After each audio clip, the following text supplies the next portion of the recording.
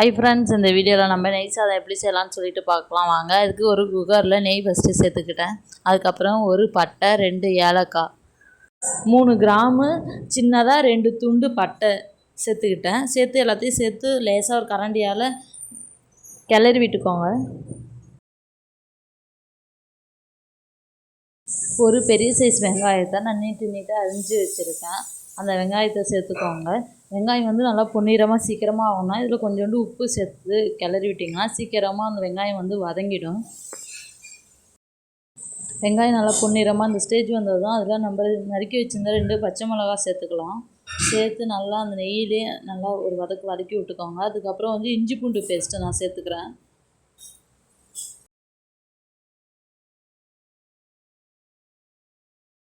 பாருங்கள், வெங்காயம் நல்லா ப்ரௌன் கலரில் மாறிடுச்சு. நீங்கள் வெங்காயம் ஃபஸ்ட்டு உப்பு சேர்த்து பாருங்கள். அப்படி நல்லா கலராக மாறலைன்னா திருப்பி அகைன் வந்து கொஞ்சமாக உப்பு சேர்த்துக்கலாம். உப்பு சேர்த்து நல்லா வதக்கி விட்டுக்கோங்க. நல்லா ப்ரௌன் கலரில் மாறினதுக்கப்புறம் அதில் வந்து நம்ம தேவையான அளவுக்கு தண்ணி சேர்த்துக்கலாம். நான் பாஸ்மதி அரிசி 2 டம்ளர் ஊற வச்சுருக்கேன். 2 டம்ளருக்கு 3 டம்ளர் தண்ணி சேர்த்துக்கலாம்.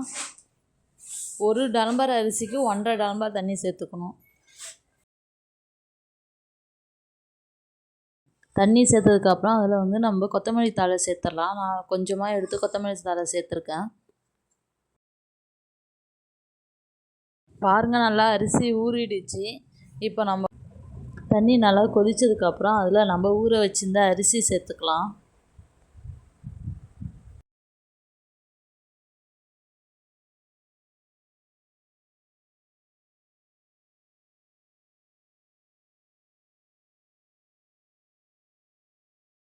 இந்த ஸ்டேஜில் உப்பு சரியாக இருக்கான்னு பார்த்துக்கோங்க. உப்பு சரியாக இருந்துச்சுன்னா அந்த அரிசி போட்டதுக்கப்புறம் கரண்டியால் ஒரு கிளறிட்டு நம்ம வந்து குக்கரை மூடி வச்சிடலாம்.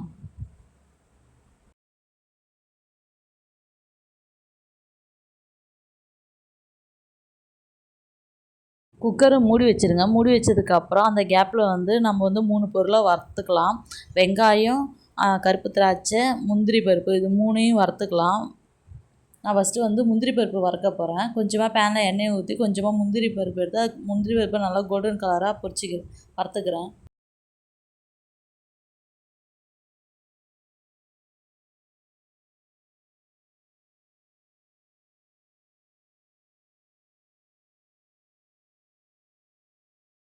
பாருங்கள், இந்த ஸ்டேஜ் நல்லா ப்ரௌன் ஆனதுக்கப்புறம் முந்திரி பருப்பு ஒரு பிளேட்டில் எடுத்து மாற்றி வச்சுக்கலாம். அடுத்தது வந்து பெரிய வெங்காயத்தை வறுக்க போகிறோம்.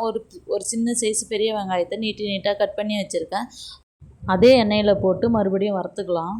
நல்லா வந்து கோல்டன் கலரில் ப்ரௌன் கலரில் அந்த வெங்காயம் இருக்கணும். அப்போ தான் சாப்பிடும் போது சூப்பர் டேஸ்ட்டாக இருக்கும்.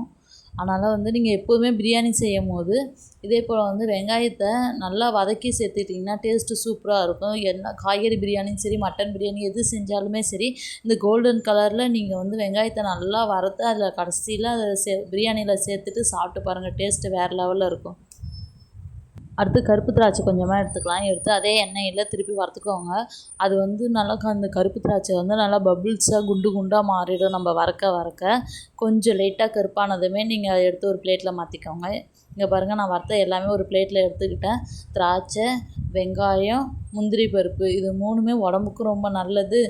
அது பிரியாணியோட சாப்பிடும் போது நான்வெஜ்ஜு டேஸ்ட்டு வரும். ஸோ அதுக்காக நம்ம சேர்த்துக்கிறோம். ஸோ இது வந்து பிரியாணி வந்து நீங்கள் குக்கர் ஓப்பன் பண்ணிவிட்டு பாருங்கள், இது எல்லாத்தையுமே நான் சேர்த்து நல்லா அந்த பிரியாணியோட நல்லா மிக்ஸ் பண்ணிக்கிறேன். பாருங்கள், மிக்ஸ் பண்ணிவிட்டு கரண்டியால் எடுத்து காமிக்கிறேன். பாருங்கள், எவ்வளோ சூப்பராக இருக்குது பார்க்கவே. இது ஈஸியாக சிம்பிளாகவும் செஞ்சிடலாம் இந்த ரெசிபி. இங்கே பாருங்கள், பிரியாணி ரெடி. ஒரு பிளேட்டில் எடுத்து வச்சாச்சு. எவ்வளோ சூப்பராக இருக்கும் பாருங்கள். அந்த வெங்காயம், திராட்சை, முந்திரி பருப்போடு சேர்த்து சாப்பிட்டா வேறு லெவலில் இருக்கும் டேஸ்ட்டு. இது கூட நீங்கள் வந்து சிக்கன் கிரேவி, காளான் குழம்பு வச்சு சாப்பிட்டு பாருங்களேன், சூப்பராக இருக்கும். நான் எப்போவுமே ஒயிட் பிரியாணி செய்யும் போது நான் காளான் குழம்பு வச்சுருவேன். இந்த காளான் குழம்போட ஒயிட் பிரியாணி நீங்கள் சேர்த்து சாப்பிட்டிங்கன்னா நான்வெஜ்ஜு சாப்பிட்ற ஃபீலிங் வரும். அவ்வளோ டேஸ்ட்டாக அவ்வளோ சூப்பராக இருக்கும். கண்டிப்பாக நீங்கள் ஒரு டைம் இதேமாதிரி ட்ரை பண்ணிவிட்டு எனக்கு கமெண்டில் சொல்லுங்கள் எப்படி இருக்குன்னு சொல்லிவிட்டு. இதே போல் வந்து ஈஸியாக செய்கிற ரெசிபி இந்த பிரியாணி வந்து சீக்கிரமாக செஞ்சிடலாம். ஸோ இதே போல் டிஃபன் பாக்ஸு, மதியம் சாப்பாடு இதே போல் வந்து நீங்கள் செஞ்சு பாருங்கள். டேஸ்ட்டு வேறு லெவலில் இருக்கும். வீட்டில் இருக்க எல்லாருமே விரும்பி சாப்பிடுவாங்க. இந்த வீடியோ உங்களுக்கு பிடிச்சிருந்தா நம்ம சேனல்